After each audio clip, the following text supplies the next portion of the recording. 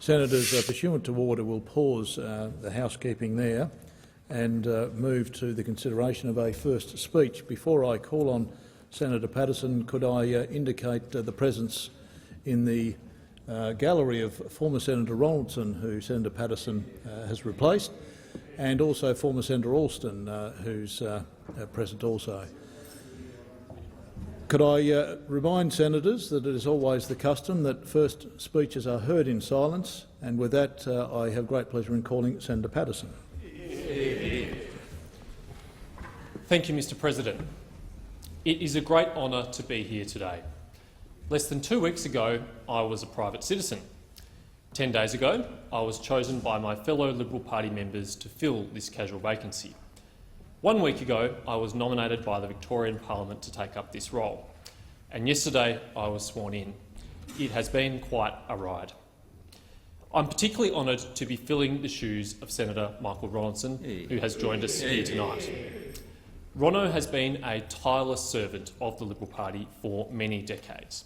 His parliamentary and ministerial service was distinguished. First as a member of the House of Representatives, then as a senator and a minister, Ronno was a model public servant.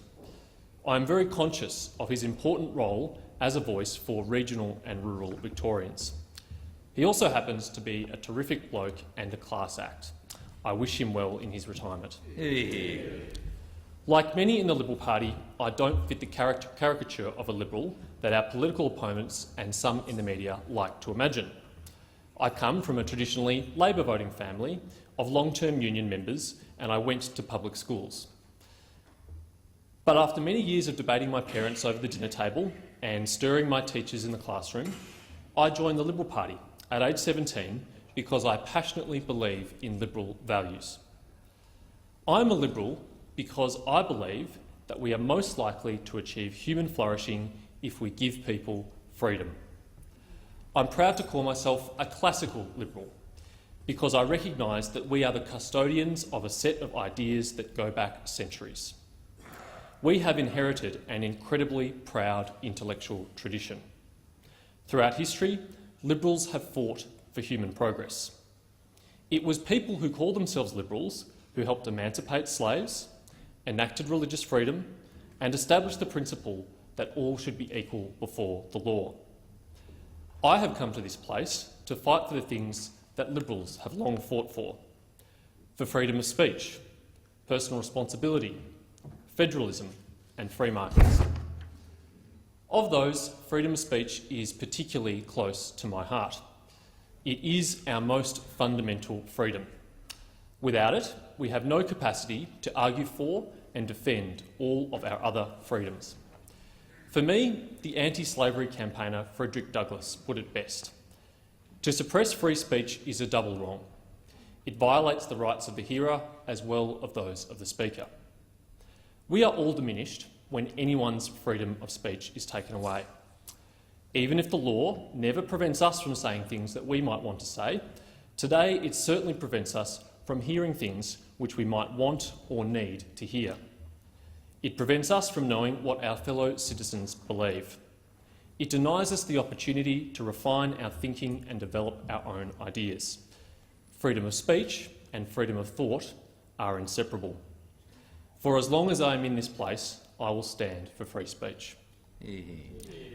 Another Liberal idea I will stand for while in this place is the dignity of work.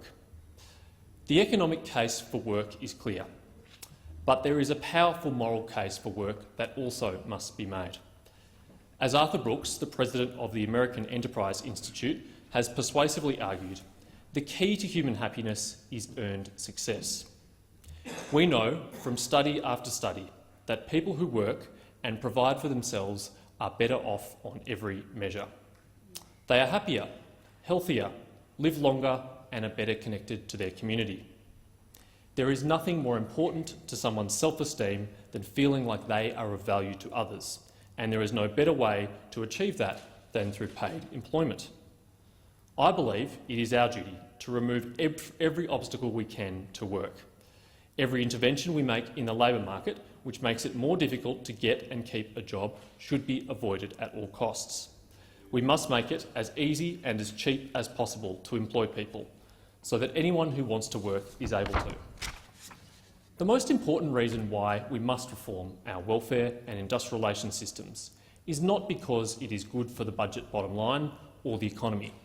We must do it because it is good for people. In recent decades, we've seen how liberal ideas can transform people's lives for the better. In the past 30 years, more than 680 million people have been lifted out of poverty in China, as that nation cautiously and partially embraced liberal values. Many more stand to have their lives transformed if China continues down the path towards economic freedom.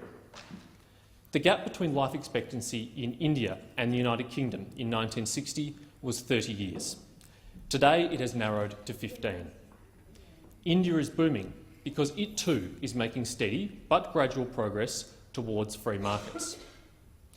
The World Bank believes the globe is on track to eliminate extreme poverty by 2030, a task that seemed unimaginable only a few decades ago. This process will accelerate if more countries, particularly those in Africa, continue to liberalise their economies. I want to share a potent example of this. By 2009, Africa's largely government-controlled telecommunications companies had managed to connect only 4% of Africans to a telephone line. Just 5 years later, the largely privately run mobile phone networks were reaching 84%. This hasn't just given the people of Africa the capacity to connect with family and friends. It has also introduced, on a widespread scale, access to the banking system and low-cost finance, which has the potential to unleash entrepreneurship and the durable economic growth that can end poverty as we know it. I am very pleased to be associated with an Australian charity which is putting these principles into practice. The Human Capital Project uses funds donated by Australians to help Cambodians who cannot afford to attend university. In return, these students agree to pay a proportion of their future earnings back into the program to be reinvested in future students. It resembles a completely private HECS system. One day it may even be self-sustaining. In the meantime, it is proving that free markets and civil society can combat poverty without government. The remarkable gains in living standards that we have witnessed in recent years have occurred thanks to liberal institutions, such as property rights, the rule of law and free trade. As my friend Daniel Hannan compellingly argues in his book, Inventing Freedom, How the English-Speaking Peoples Made the Modern World, it is these institutions which separate the West from the rest. Australia is a free and prosperous nation because we have long respected these institutions. But there is nothing inevitable about this. If we want to maintain our unique way of life, we must pass these values on to the next generation. As much as possible, the education system should facilitate this.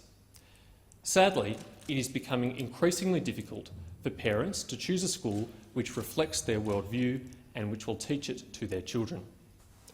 One of the reasons for this is the national curriculum. I must confess I am not a fan of the national curriculum on many grounds. I don't like centralising policy in Canberra. I don't think that removing our ability to compare competing state curriculums was a good thing. I don't think that the best educational outcomes will arise from a one-size-fits-all product.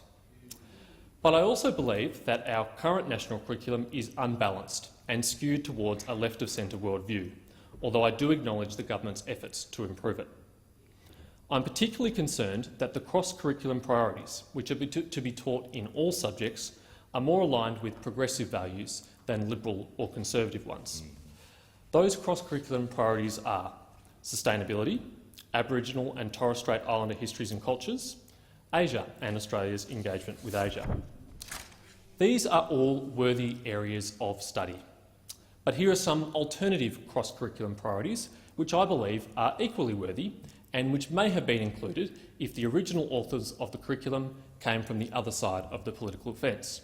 For example, the importance of the free enterprise system to a prosperous country, how to secure paid employment and why the dignity of work leads to a happy life, the British heritage of our political institutions and our unique democratic freedoms.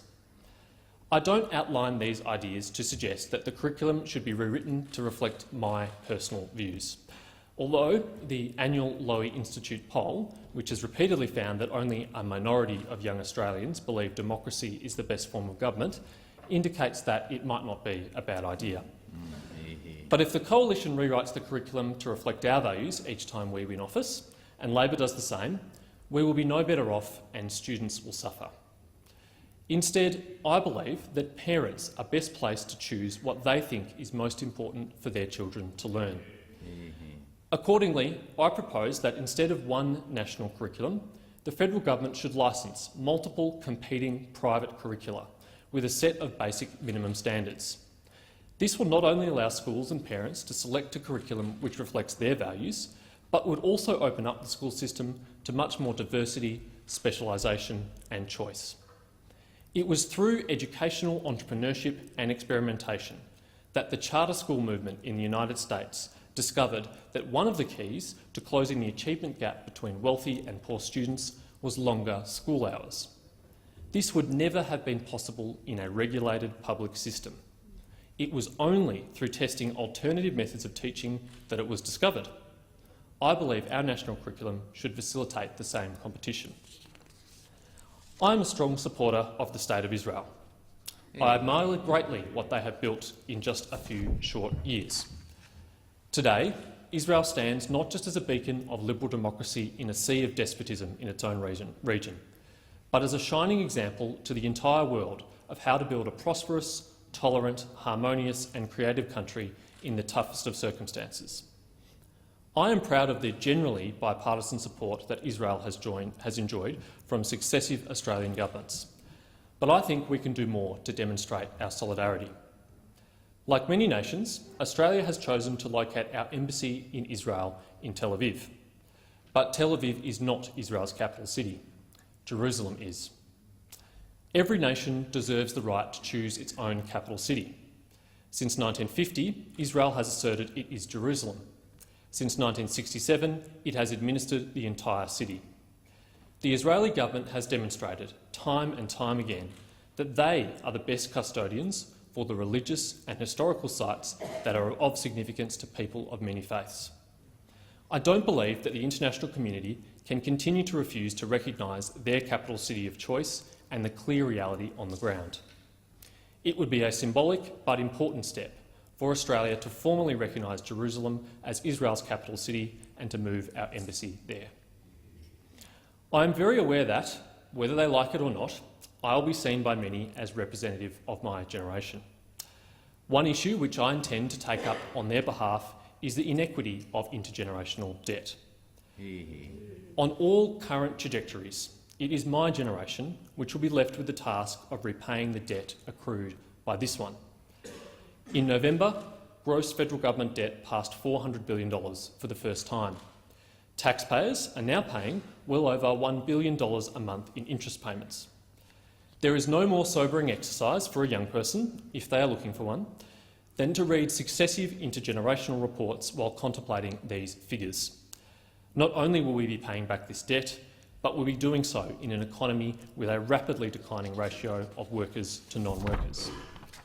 Clearly, this is not going to be solved overnight, nor is there a silver bullet. But I'd like to propose one modest measure which may help. The reintroduction of a Commonwealth debt ceiling. It was, ironically, a policy introduced under Wayne Swan as Treasurer. It was abolished in 2013. The debt ceiling required the government of the day to seek approval from the Parliament to increase Commonwealth borrowings. As a matter of principle, I think it is a good one. Default settings can be powerful. Right now, our default setting is to increase debt with no end in sight. In my view, the default setting should instead be that there is a cap on Commonwealth debt unless the government of the day can justify an increase. Anyone who gets here, particularly at my age, has had a lot of help along the way. I've been privileged to have two wonderful professional mentors, both of whom are here tonight. The first is my new colleague and former boss, Senator Fifield. I twisted his arm at the ripe old age of 19 to hire me in his office. What I didn't know, I made up for in overconfidence. The courage, conviction and political judgment that he showed in 2009 during the emissions trading scheme debate is a standard that I will always strive to meet. The other is John Roscombe. For more than a decade now, the visionary Executive Director of the Institute of Public Affairs. Since 1943, the IPA has played a major role in Australian public life.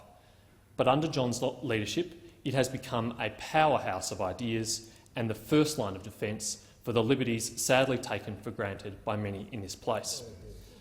From him, I have learnt the indispensable role of values in public political life and the importance of bold policy ambition. Honourable Senators will be pleased to know that their former colleague and IPA Chairman Rod Kemp is well.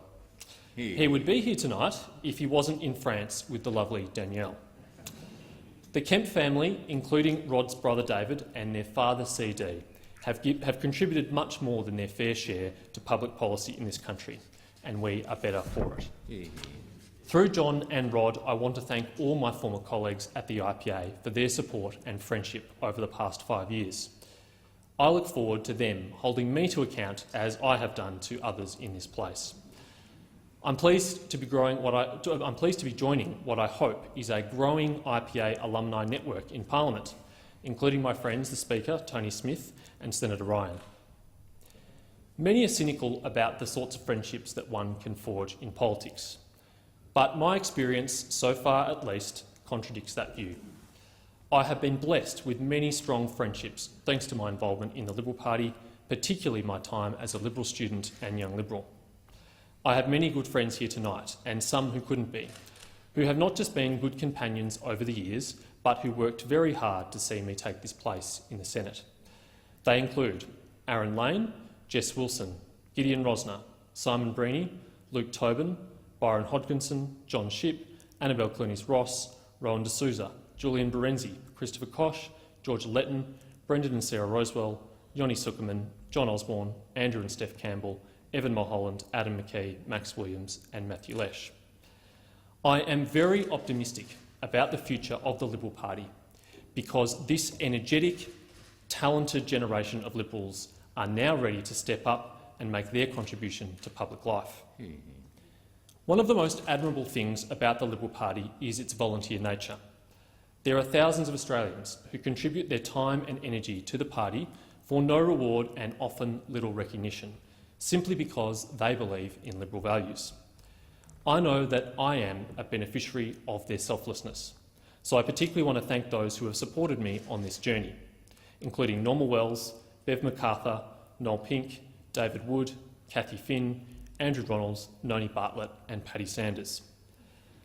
Of course, I owe the greatest debt of gratitude to my family, especially my parents Murray and Julie.